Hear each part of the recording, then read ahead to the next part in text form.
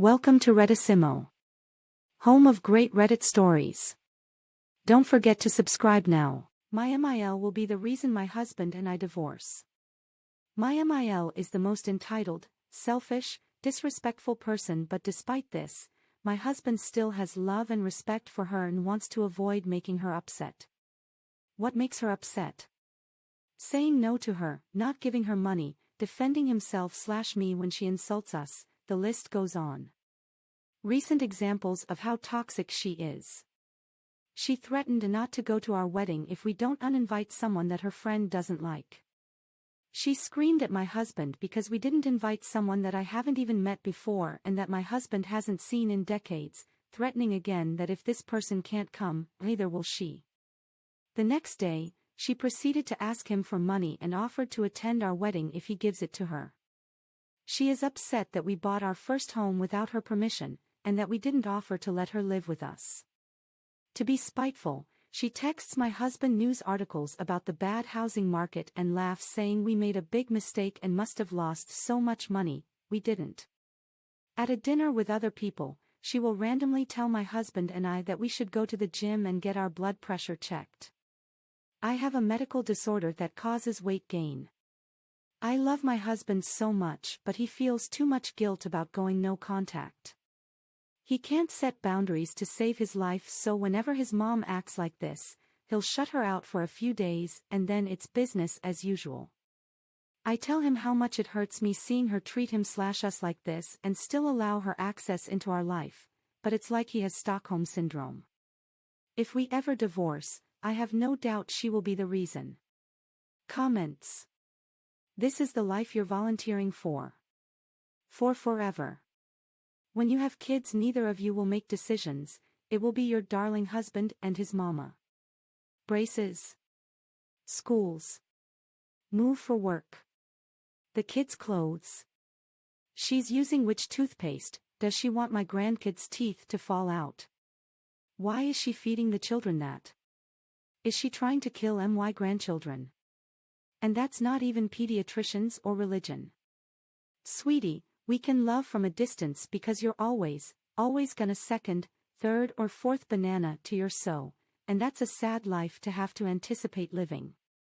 But it is your decision, you really can't complain for staying, you married them with your eyes open. Wish you the best. My MIL had my son's tonsils removed when he was 12. Told us doctor said it had to be done. I was working out of town at the time. I thanked the doctor, he said it was totally unnecessary, but my MIL insisted. WTF kind of doctor is that? You're the parent, not her. I would have gotten a lawyer for that. No parental consent. What the hell? The point for us children of narcissists, the operation was done. I get it that the conditioning is hard to break. But at the very least that doctor needs a very sharply worded, pointed explanation of how y'all just messed up. Absolutely. But what I got out of this parent story was, whether it's a tonsillectomy, which the parents did consent to, but they were lied to, or taking the grandkid to religious services against the parents' wishes to letting them eat/watch/do what the parents state is law, it is in direct opposition to what they're supposed to do. We don't need to relive the story of the grandmother who didn't believe her granddaughter was really allergic to coconut oil, do we? The more outrageous our narc parents are, they're capable of anything, up to killing. My daughter needs her tonsils taken out. We've been trying to get it done since she was 12. They're naturally large, keep getting tonsil stones, cause sleep-breathing issues, and random sore throats. E.N.T said her tonsils are a 4, which is part of the criteria for removal, but she doesn't have a chronic history of tonsillitis or strep, so they won't do the surgery. My kid has 3 rare chronic illnesses. She's got so much other crap going on, her tonsils are just adding to it all. I was a nurse. No doctor I ever worked with, or have been a patient of, would do a tonsillectomy on a child because the grandparent or parent insisted on it. That's a medical ethics violation. New Reddit story. Don't forget to smash the subscribe button now. DNA test revealed my dad is not my biological father. Mom is still lying about it. This is going to be a long one, so buckle up. A little background: I am going to be 30 in a couple of months. I have two older sisters that are half-siblings. We share the same mother. She was married before getting together with my dad. I also have a younger brother that I thought was my full sibling. There are a number of reasons I have wanted to get a DNA test, but never had the guts to do so until recently. I never talked about this with anyone other than my spouse, but 2 years ago I went to my brother and asked if he would do a DNA test with me which would reveal if we are full or half siblings. I wanted the DNA test because I do not have a father listed on my birth certificate. When my mom was pregnant with me, she didn't tell anyone until she was about 6 months along. She was not with anyone at the time, so family members asked a lot of questions about who the father was and she never gave it up. No one was there at the hospital when I was born. She has told stories or answered questions I've had as a kid or an adult where things don't really add up, and my mom lies all the time. I honestly won't even believe her if she told me the sky were blue. So, 2 months ago, my brother and I finally went forth and did the DNA test. As no surprise, sure enough, we are half-siblings. This wasn't shocking to me, but obviously I had a lot of questions. My mom at this point still had no idea we took the test. So, I asked my sisters who were 7 and 10 at the time I was born if they knew anything from her pregnancy, when I was born, when I was growing up, etc. They gave me the information they could as well as another family member.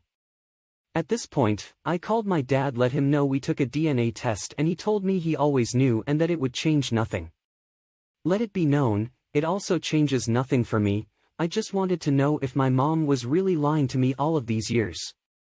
I started asking questions, piecing together information. Turns out when my mom and dad got together, she was 23 and he was about 12 years old. They were not officially together, but she definitely started the grooming process at that point.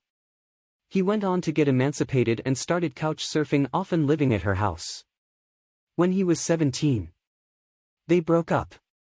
He moved on, and next thing you know, she comes in and says, "I'm 6 months pregnant and it's yours." She had spent years grooming him and making him whatever she wanted him to be, to the point where he would believe anything she said. He fully believed I was his child, so he moved in. He didn't go to the hospital when I was born because he was underage. He was never listed on my birth certificate because my mom had some story about how it was illegal. Anyways, when I was 3 years old, they officially split and he started asking for visitation with me. My mom said no, so my dad was going to take it to court, and that's when my mom revealed that he was not the biological father. Knowing this, he went back to be with my mom because that's the only way he would be in my life. A year and a half later they had my brother and went on to stay together until 2012 when they officially split for good. Never married or anything, but still a very nasty split. My dad also let me know during the time he was living with her, off and on, after he was emancipated, she would throw parties at the house and all the young boys in the neighborhood would come over and basically do whatever they wanted. He gave me a name of who my potential father could be. And since all of this has come out, I have had family and friends come to me and give me another name of who it could be. I believe it's either one of these two people, but that's not really what's important here.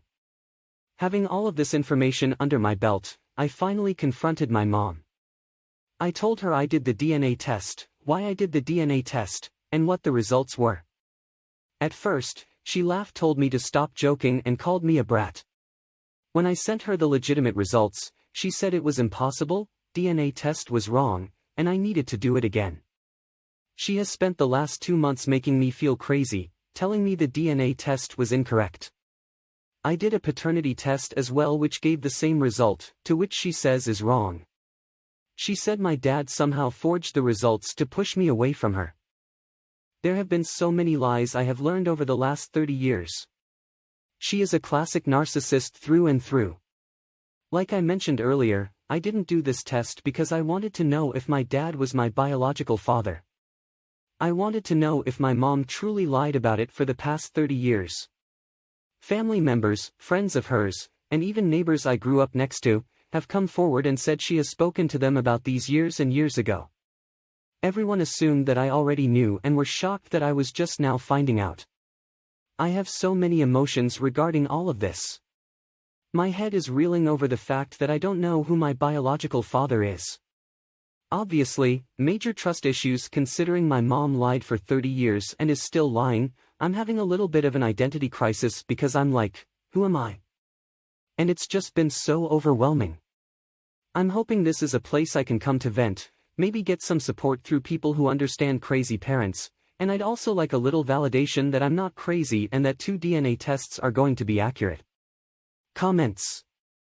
Turns out when my mom and dad got together she was 23 and he was about 12 years old. What the hell? I'd also like a little validation that I'm not crazy and that 2 DNA tests are going to be accurate. You're being gaslit by a literal child molester. I'm sorry that cretin is your mother. She's continuing to make me feel crazy. Saying both DNA tests are not true and she has nothing to confess to because as far as she knows he's my biological father and any other possibility is impossible according to her. 23andMe may help you get closer to finding your biological father. If he or anyone related to him has used the service, it will link you to them as a relative and you can contact them through the app. This would be a great resource. It will give you ideas of close relatives. It even gives you an idea of whether they are likely cousins, grandparents, etc. That might help you identify whether your father is likely to be one of the 2 people you think it is, or get you pointed in the right direction through a predicted family tree. Good idea. Might go this route instead of asking the 2 people directly, we'll see. I personally suggest you do both 23andMe and Ancestry DNA. Those are the 2 biggest in the USA and a lot of people only do one or the other, which I think is a mistake. In today's money, they are really cheap for what you're getting. I did Ancestry.com because they are supposed to have the biggest database, and I did 23andMe because they also have a huge database, plus they do health screenings.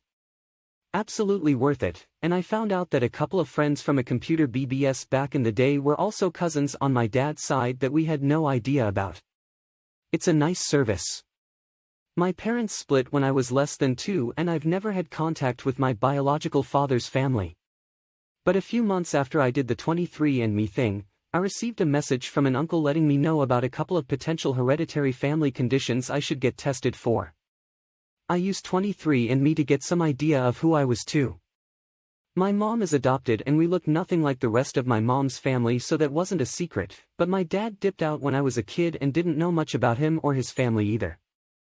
Found a bunch of cousins I never knew about on both sides while browsing my DNA matches. I found a first cousin and her son that I never knew about. Thanks for watching. Don't forget to subscribe if you haven't done so. This will help us grow.